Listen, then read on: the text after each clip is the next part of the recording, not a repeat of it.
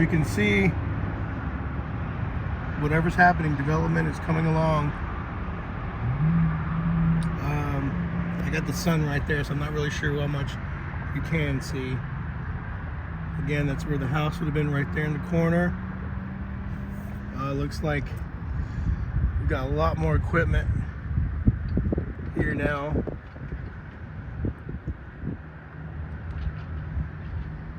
More signage. Residential builders. Yep. Just like I thought. Wow. Yeah, this is going to be like just another apartment complex. Condos or whatever.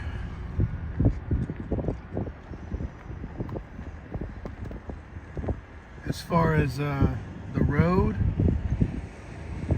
I haven't seen. Look at this.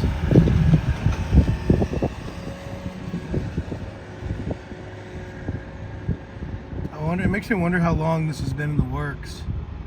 I can't see the road from here.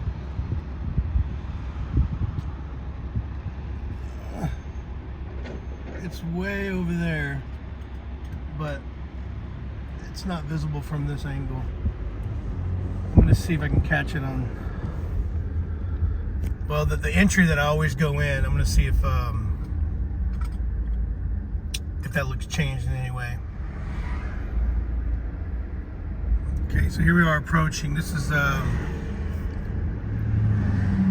Esther's Crossing. That's where you normally would park to then cross the street and enter the road here. None of that looks changed. That's the entry to the road. There's the gate. Everything looks the same there. So as far as I can tell, the road does not look to be affected by, still to this day, October 26th, 2022. The road looks unchanged, aside from the obvious progression in the construction of the development that's happening on Quick Hill. So that's it. I'll do as I have been and keep you posted.